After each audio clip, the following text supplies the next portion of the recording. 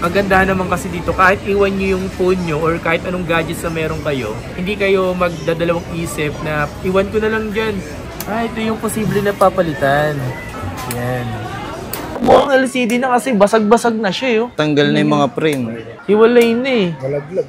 Pero isa rin talaga tong takbuhan ng mga gusto nagpapaayos ng mga gadgets. Alam mo ginawa, sinira nila yung LCD ko, men. Tapos nagkagulo nun, as in nagkagulo. Kasi nagpapagawa lang ako. Tapos nakita ko na pinunit niya para mapalitan ko ng panibago. Gusto niyo magpagawa ng mga sira niyong phone, iPad, like mga Android. So dito yan.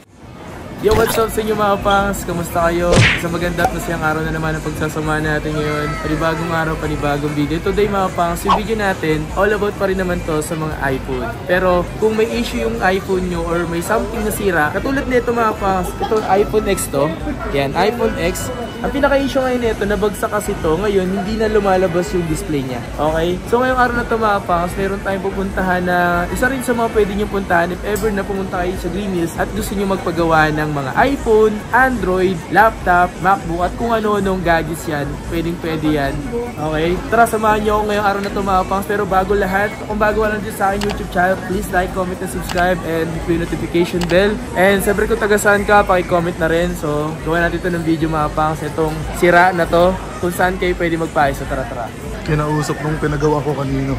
So, dito tayo mga pangs. So, today mga pangs, dito tayo ngayon sa may Zitro Garcia Repair Shop Service Center. Okay? Kung saan nandito si Kuya. Si Kuya Alvin. At yung iba pong mga tropa dito, yung dito. So, ay, Boss Alfred oh. Boss! Si Boss wala to eh! So, ngayong araw na ito mga pangs. Ayan, so dito, ano bang store niya dito to? 69. So ngayon mga pangs, sa paggawa natin dito, papacheck lang muna natin kung anong issue nito. And sa totoo sila mga pangs, itong phone na to is, meron tayong tinulungan na friend natin.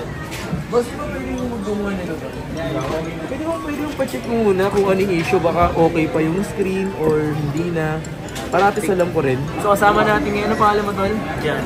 Ayan, so si Sir Jan yung kasama natin dito sa may Zitro Garcia Repair Shop. Repair shop to ng Zitro Garcia kung saan tayo gumagawa ng mga iPhone sa Zitro Garcia, okay? Yan kasi, nagkaroon ng issue yan, so nabagsak daw yun. So pero, kadalasan ba kung hindi nababagsak, ano yung nagiging cause minsan kung bakit na ma-blackout? Pwedeng naipit. So isa din yun. Or mabasa. Pwedeng basa. Pag basa na susunog yung mga flex. So, bubuksan mo pa naman yun, di ba? Check mo na lang.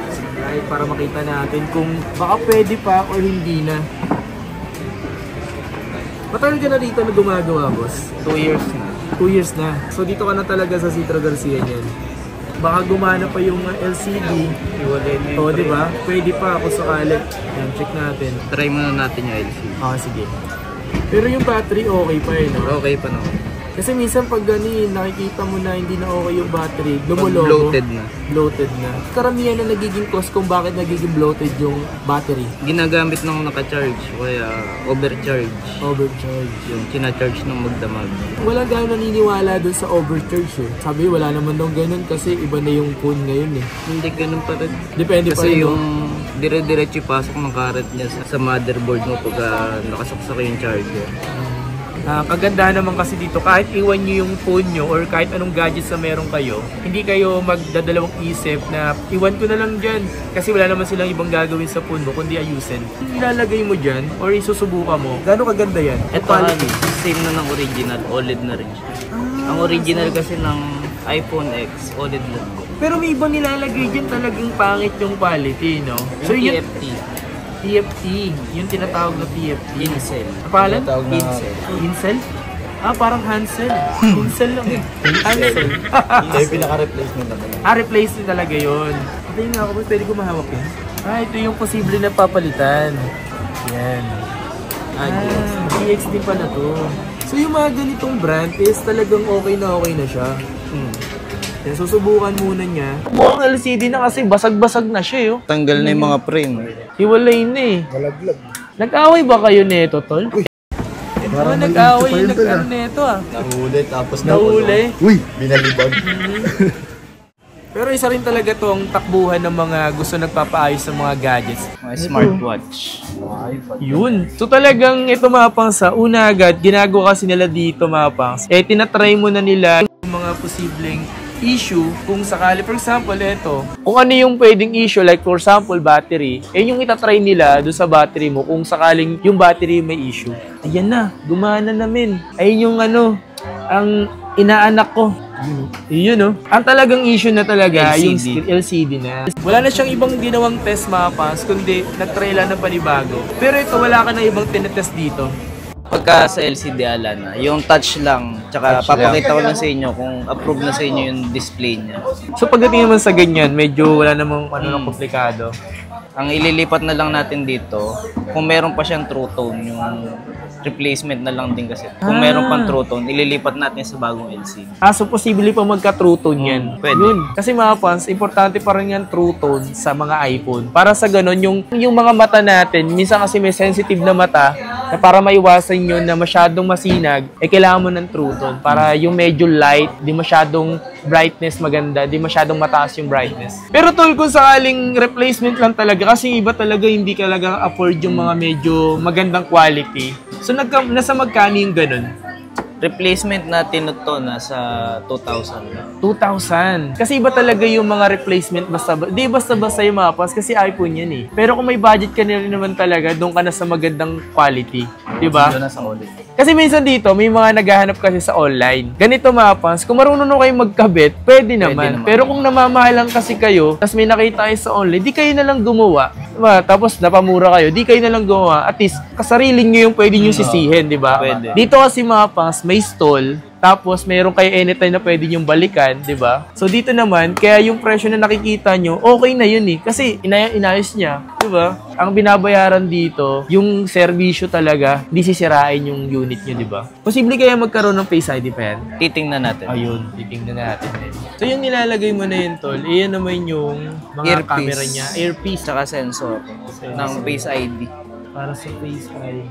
Minsan kasi 'di ba yung ganyan parang nagkakaroon ng problema sa mga ibang technician, 'di ba? Pag pinalitan mo kasi ito, hindi gagana ang Face ID. 1:1 kasi yan. 1:1. So minsan, sasabihin nila nasira nila yung Face ID. Tapos iba na yung pwede nilagay. Pwedeng ganun. Yung pagka talagang hindi gumana yun. Tutok mo nga sa akin. Alam niyo ba mga pangs, nagpagawa na ako before sa iba. Siguro way back 2018. Tapos doon ako nagpagawa sa banda doon. Alam mo ginawa, sinira nila yung LCD ko, men. Tapos nagkagulo nun, as in nagkagulo. Kasi nagpapagawa lang ako. Tapos nakita ko na pinunit niya para mapalitan ko ng panibago. So ganun yung nangyari. Kaya minsan nagiging trusted ko na lang. Yung mga ganito dito sa Citro Garcia, sila dito. Kasi alam kong walang gagawing masama sa phone. Kaya dito safe. Tingnan natin kung merong Face ID. Passcode. Password to. Meron. May issue ni Face ID. Ha? May issue na isa. May issue na Face ID. So, ano na yun? Doon na sa mismo yung problema niya na yun dati pa. O nga, no? Hold in 20 inches. Yan. Sensor. Sira yung sensor. Throttle. Sensor. 50-50 na rin to kung magagawa. So, ganun. Kung sakali na gumagawa rin dito kayo ng mga ganyan. Pero, possible. Depende sa sira. Tuloy. Move closer. Tatry lang natin. Kasi walang lumabas na dito, walang lumabas na error. True depth. Yung true depth, Pati nga dito nasa makikita 80% ba rito yun? Pero possible ka yung boss pag wala pa yung tuto, wala pa yung face. kahit na walang true tone, dapat may Face ID pa rin. Sabi ko sa akin kanina, pag wala daw tuto, baka daw walang face. So, kalokohan. Meron ba? And mga pangs, yung dati niyang phone is posible kasi may something issue na dun sa mismong sensor niya. Saan ba nakukuha yung ganun? Bakit nasisira yung mga sensor? Pwedeng nababasa. Or hindi ba yung natatagtag? Pagkabagsak, pwede rin natatagtag. Pwede pa nagkabagsak. So, yung mga karamihan nagiging cause, nabasa, tapos or nabagsak. Yan. So, ano yun, tol? Yung ginagawa na yan? Lilipat natin True tone. True tone. So, para mabalik yung true tone. Kukunin natin yung data ng lumang LCD, lalagyan natin sa bago. So, yun yung ginagamit nyo. Try mo para. Yan. Kasi kanina walang true tone eh. Ngayon is binabalik yung True Tone. Sa lahat ba yan ng ano? Sa lahat ba yan ng LCD? Oo, basta may true tone pa yung dati nila LCD, pwede pa natin ilipat. So lahat ng pag binili nilang panibagong LCD, walang True Tone talaga yun? Wala. Ah, wala. Nasa original yung true tone mo, kailangan natin gamitan nito para Okay, no? So, kailangan pa rin pala talaga yun. So, ito yung ginagamit nila pang True Tone. Galing no? Yung ganito, hindi to basta-basta, men. True Tone battery sa Face ID, pang repair. Pa-repair din yan. Ah, pang repair ng mga True Tone, Face ID. Wala pa. So, hindi na mababalik? Pero kahit hindi kaya pa may balik ito. Tatry. Tatry niya. So, pakitan natin, tol. Ito mga pangso, walang True Tone na. Pero panibagong LCD niya na to. Kasi yun ang True Tone kasi, nanggagaling pa rin yun sa dati niyang ano, LCD. So, gagawin ng paraan para magkaroon ng True Tone. Ito, kinuha na natin yung info ng True Tone mo sa motherboard na mismo. Sa board na, para bumalik yung True Tone. Tatry natin kung babalik yung True Tone. Pagka hindi bumalik yung True Tone, pwede nga ang sira nito, itong mismong flex na ng earpiece mo, yung sensor. So, isa yun sa naging cause niya yung pagbagsak. Pwede kaya sobrang... minsan talaga kailangan mo pa rin talaga alagaan yung mga phone mo. No? Hindi yung basta kasi sayang no? True Tone. Sana maging okay. Yun din pala, kahit nagpalit ka rin pala ng panibagong LCD, nagkaroon ng problema yung mga kung ano-anong flex dun sa pagbagsak or pagsira, hindi mo na rin pala kayang ibalik yung mga dating ano. Kung malala yung pagkakabagsak. So isa yun sa nagiging kailangan pa rin talaga ingatan. Depende sa paggamit. Pwede rin kaya masira yung mga sensor kapag ginagamit sa mga motor, sa tatagtag yung motor. Pwede rin yun. Ang karaniwan pagka sa motor, yung nilalagay mo sa camera, nag-shake yung camera. Password. Ayan, so tingnan natin kung the moment of truth. Ayan. Wala. Sira yung flex. So yun talaga hindi na magagawa. 50-50. Tatry kung ano. Transplant. Papatransplant natin yung sensor mo sa bagong flex. Kung baga wala na rin naman magagawa doon. So yun rin parang chance. Kasi parang kung di mo rin papagawa yun, hindi rin naman gumagana. Pero basta 50-50, pwedeng gumana, pwedeng hindi. Kasi ngayon, hindi rin naman gumagana eh. Check na lang natin.